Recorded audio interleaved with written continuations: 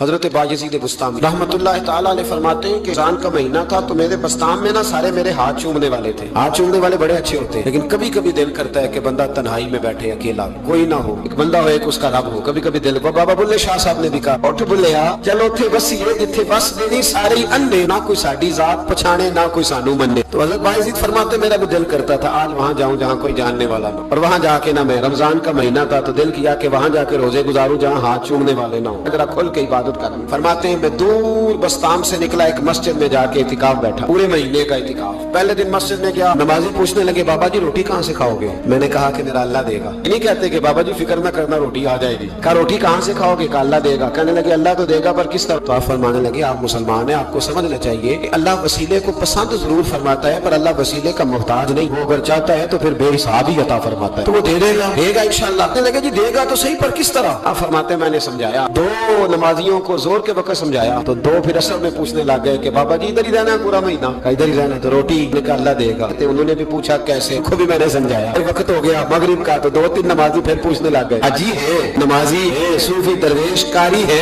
اور یہ بتا کہ تیرے من کا تعلق بھی جڑا ہوا کہ نہیں؟ تیرے اندر سے آواز بھی توکل علی اللہ کی آتی ہے کہ نہیں؟ یہ بھی تو غور کرنا. حضرت بایزید کہتے ہیں میں تنگ آ گیا. میں نے معلوم کیا کہ یہ ساتھ ہر کس کا ہے؟ بتایا گیا یہودیوں کا ہے. میں نے کسی ذریعے سے ان سے رابطہ کیا یا میں خود چلا گیا. میں نے ان سے رابطہ کر کے کہا کہ تمہارے گھر میں کوئی کام کاج کرنے والی عورتیں تو ہوں گی؟ کہا ہیں. میں مجھ سے پیسے لے لوں، بس 2 روٹیاں سویرے مل جائے سحری میں، 2 شام کو مل جائے. میں سرکے سے کھاؤں یا کسی چیز سے تناول کروں، 2 روٹیاں مجھے صبح شام پیسے لے لو. ماتے وہ مان گئے. اب میرا دل کرتا تھا کوئی نمازی مجھ سے سوال کرے تو میں ذرا اعلان کر دوں کہ میرا بندوبست ہو گیا ہے. میں ذرا اعلان کر دوں کہ میرا بندوبست نے کہہ بھی دیا لا الہ الا اللہ تو کیا حاصل؟ دل و نگاہ اگر مسلمان نہیں تو کچھ بھی نہیں. فرماتے میں ایک نمازی نے اثر میں پوچھ لیا کہ بابا روٹی، تو میں بول پڑا. میں انتظار میں تھا. میں بولا، میں نے کہا نمازیوں، حاجیوں، درویشوں، رمضان کے روزے رکھنے والوں، سائم الدہر قائم الليل لوگوں، یہ ساتھ میرے پڑوس میں مسجد کے یہودی ہے، میں نے پیسے چکا دیے ہیں، 2 روٹیاں سویرے 2 شام مل جائیں. میں نے اعلان کیا تو نمازی چپ کر گئے. اب 3 دن بیت گئے، کسی نے پوچھا ہی نہیں. اللہ، کسی نے پوچھا نہیں روٹی کہاں سے آئے. حضرت بایزید فرماتے ہیں فجر کا وقت تھا، سر سجدے میں رکھ کے میں کھول کے رویا اور نماز پڑھ کے میں نے نمازیوں سے کہا او نمازیوں آؤ دوبارہ سے کلمہ پڑھے، آؤ پھر سے کہیں لا الہ الا اللہ، آؤ پھر سے کلمہ پڑھے. کہتے نمازی کہنے لگے تو کون ہوتا ہے میں دوبارہ کلمہ پڑھانے والا؟ میں نے کہا یارو کس طرح کے مسلمان ہو کہ میں روز کہتا رہا اللہ دے گا، تم کہتے تھے کیسے دے گا؟ اور جب میں نے کہا 2 روٹیاں یہودی دے دیں گے تو تم خاموش ہو گئے ہو. مجھے بتاؤ جن لوگوں کا یہودیوں پہ توکل مضبوط ہو اور رب پہ توکل کمزور ہو، انہیں دوبارہ کلمہ پڑھنا چاہیے کہ نہیں پڑھنا چاہیے؟ انہیں دوبارہ اللہ تبارک و تعالیٰ کی توحید کی شہادت دینی چاہیے کہ نہیں دینی چاہیے؟ پھر سے کلمہ پڑھے. قرت نے کہہ بھی دیا لا الہ الا اللہ تو کیا حاصل؟ تو نگاہ اگر مسلمان نہیں تو کچھ بھی نہیں. کلندر لاہوری بول کے کہنے لگے جو میں سر بسجدہ ہوا کبھی تو زمین سے آنے لگی صدا، میرا دل تو ہے صنم آشنا. تجھے کیا ملے گا نماز میں؟ بھائیو اخلاق کی پہلی سیڑھی یہ ہے کہ تیرا اپنے رب پہ بھروسہ کتنا ہے. تیرا انویسٹر پہ بھروسہ زیادہ، ٹریڈ پہ بھروسہ زیادہ، لیڈر پہ بھروسہ زیادہ، تیرا انڈسٹری کے مالک پہ بھروسہ زیادہ ہے کہ اللہ پہ بھروسہ زیادہ؟ اور دوسری سیڑھی اخلاق حسنہ کی ہے شکر کرنا. ہمارے یہاں دکھوں پہ فوکس ہے کہ جسے پوچھیں کیا حال ہے تو اس کے وجود میں 360 ہڈیاں ڈاکٹر بتاتے. بھائی صاحب طبیعت کیسی ہے؟ کہتے ہیں یہ گھٹنا بڑا درد کرتا ہے. اللہ کے بندے 359 ٹھیک ہے نا تیری، ان کا بھی ذکر. ایک ٹھیک نہیں تو اس کا نام لے لیا، کہتا ہے گھٹنا بڑا درد کرتا ہے، تو باقی ساری ٹھیک ہے نا، ان کا ذکر ہی نہیں کیا. حضرت رابعہ بصریہ رحمت اللہ علیہا پڑوس میں ایک نوجوان رہتا تھا. جو ہمارے دائیں بائیں لوگ رہتے ہیں نا جن کے ساتھ بچپن گزرتا ہے بندہ جانتا ہے. تو نوجوان ایک دن گھر سے باہر نکلا، اماں جی اسے بڑا پرانا جانتی تھی. باہر نکلا تو سر پہ اس نے سرخ رنگ کی پٹی باندھی. اماں جی کہنے لگے بیٹے خیریت ہے؟ وہ پرانی جو مائیں ہوتی تھی نا وہ جانتی تھی بچہ کس کا ہے، والد کا نام کیا ہے، دادا بیٹا خیر ہے؟ اماں جی سر میں درد ہو رہی تھی شدید تو پٹی باندھ لی. تو اماں کہنے لگے بیٹے عمر کتنی ہو گئی؟ لگا 35-40 سال. اب بیٹے 35-40 سال میں کبھی درد تو نہیں ہوا؟ کہ نہیں. اماں جی فرمانے لگے 40 سال اللہ نے صحت دی، تو نے شوگر کی ایک پٹی بھی نہیں باندھی، اور آج درد ہوا ہے تو شکوے کی پٹی فوراً ہی باندھ لی ہے تاکہ سارے زمانے کو بتاتا بھی رہے کہ بڑی درد ہے بڑی درد ہے. 40 سال میں کوئی شوگر کی پٹی بھی باندھ لی، پتہ چلتا کہ تجھے اللہ تعالیٰ کا شکر بھی تیرے پاس. حضرت جناب عیسیٰ علی نبینا علیہ السلام گزر رہے تھے. ایک شخص زمین پہ لیٹا، اس شخص کی دونوں آنکھیں بھی کوئی نہیں، دونوں پیر بھی نہیں اور دونوں ہاتھ بھی نہیں. لوگ اس کے گرد کھڑے ہیں. بندہ پتہ کیا کہہ رہا ہے؟ یا اللہ تیرا شکر، یا اللہ تیرا شکر ہے مالک، الحمدللہ علی کل حال، تیرا شکر.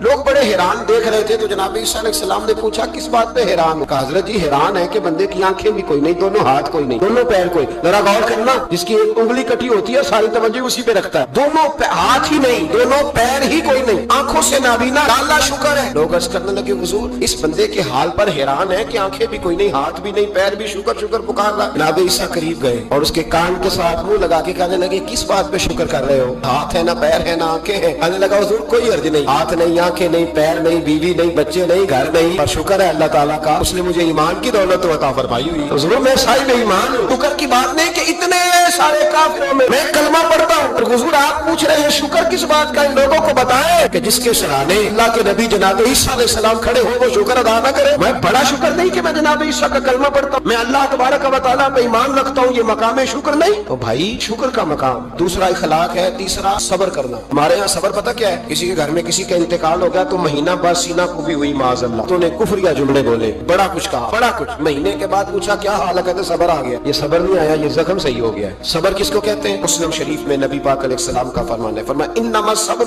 عند الصدمۃ الاولى، فرمایا جب تجھے مصیبت کی خبر پہنچے اس وقت اگر تو صبر کرے پھر تو نے صبر کیا، اس وقت اگر تو کہے انا للہ انا الیہ راجعون تو نے پھر تو صابر ہے۔ اگر 1.5 مہینے کے بعد 6 مہینے کے بعد صبر نہیں آیا پھر تو زخم صحیح ہو، پھر تو آنسو خشک ہو گئے۔ صبر مصیبت کے وقت، جب مصیبت آئے تو صبر کرنے کا نام صبر ہے۔ اندر حوصلہ پیدا کرے، صبر پیدا کرے۔ ہم نے جو اللہ سے نعمتیں لی ہے وہ پیسے جمع کرا کے نہیں لی معاذ اللہ، اس نے اپنے فضل سے دی ہے، اور جب چاہتا ہے اپنے کرم سے واپس بھی نہیں لیتا ہے۔ اپنی زندگی میں حوصلہ پیدا کرے۔ اور ایک بات اور، صوفیاء کرام اولیاء کرام یہ فرماتے ہیں کہ دکھ انسان کو اللہ کے قریب کرتے ہیں۔ آپ کو نہ بھی سمجھ آئی تو جملہ بڑا مزیدار ہے، دکھ انسان کو اللہ کے قریب کرتے ہیں، سکھ بندے کو اللہ سے دور کرتے ہیں۔ یاد رکھنا، جن کو دکھ کوئی نہیں نہ ہوتا تو بیت اللہ کے غلاف کو پکڑ کے بھی نہیں روتے، جو تڑپ رہے ہوتے ہیں نا، تڑپ رہے ہوتے ہیں، سسکیاں لے رہے ہوتے ہیں، ان کے قریب جا کے پوچھو بابا کیا مسئلہ ہے؟ تو کہتے ہیں بیٹی سسرال میں دکھی ہے، بیٹا جوان ہے پر بے اولاد ہے۔ دکھ ہے نا جن لوگوں کو، ان کے پاس درد ہے، ان کی آنکھوں میں آنسو ہے، لیکن جو سکھی ہے ان کا ماحول ان کے معاملات سخت ہو جاتے۔ حضرت ایوب علیہ نبینا علیہ الصلوۃ والسلام اللہ کے پیغمبر، اللہ نے بیٹے بھی دیے، بیٹ بھی دیے،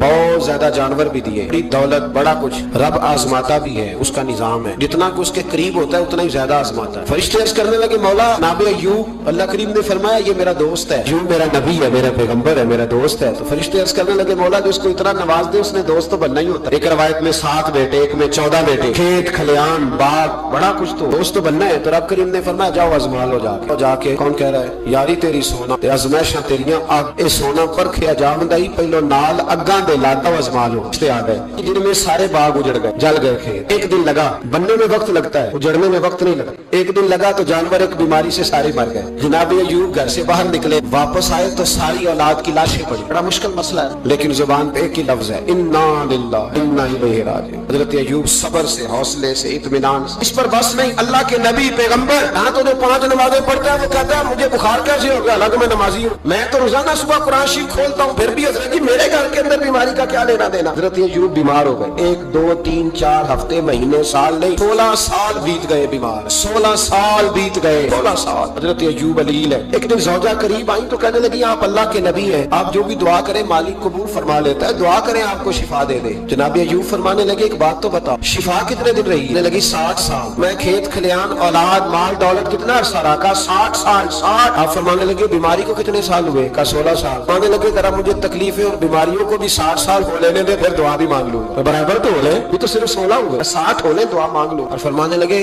دعا مانگنی چاہیے پر میرے رب کو پتا ہے ایوب کس حال میں ہے، بس زبان پہ یہ لفظ آئے تو اللہ نے فرشتوں سے فرمایا تم نے جانچ لیا ہے لیبلوکم ایکم احسن عملا؟ چل گیا مولا، چل گیا۔ فرمایا جاؤ اب میرے بندے کو نواز دو، بس مالک بے نیاز ہے نا، بنجر زمینیں پھر سے آباد ہو، پھر سے جانور آ گئے، وہی لہر بہر ہو گئی، بیٹے بھی اللہ نے دے دیے، مال دولت جائیداد ہر چیز، گھر میں بیٹھے شفا بھی ہو گئی۔ حضرت ایوب کی زوجہ قریب بیٹھی ہے، سکھوں کے دن آ گئے، پوچھنے لگی ایوب ایک مسئلہ پوچھنا ہے، ایک بات ذہن میں آئی، اجازت دے تو دریافت کروں؟ فرمانے لگے پوچھو۔ زوجہ عرض کرنے لگی حضور بتلائیے دکھ اچھے کے سکھ، دکھ اچھے کے سکھ؟ تو جناب ایوب فرمانے لگے دن سارے اللہ کے ہیں، دن سارے اللہ کے، دکھی رکھے تب بھی مہربانی، سکھی رکھے تب بھی فضل، ٹھیک ہے۔ اور اگر میرے دل کا حال پوچھے نا تو دکھ بڑے اچھے تھے، بڑے اچھے تھے وہ دکھ۔ کہا حضور دکھ اچھے تھے؟ جناب ایوب فرمانے لگے جب میں بیمار تھا تو میرا رب 24 گھنٹے میں ایک دفعہ میرا حال پوچھا کرتا تھا۔ رب پوچھتا تھا ایوب تیرا کیا حال ہے؟ اب پوچھتا تھا خدا خود میرے مجلس میں، اللہ پوچھتا تھا۔ فرماتے 12 گھنٹے اس مزے میں گزر جاتے تھے کہ میرے رب نے میرا حال پوچھا ہے، 12 گھنٹے اس کیف میں بیت جاتے کہ اللہ نے حال پوچھا ہے۔ فرمایا اگلے 12 گھنٹے میں انتظار کرتا رہتا تھا کہ رب दोबारा कब हाल पूछेगा। फरमाया 24 घंटे में एक दफा पूछता था। दुआ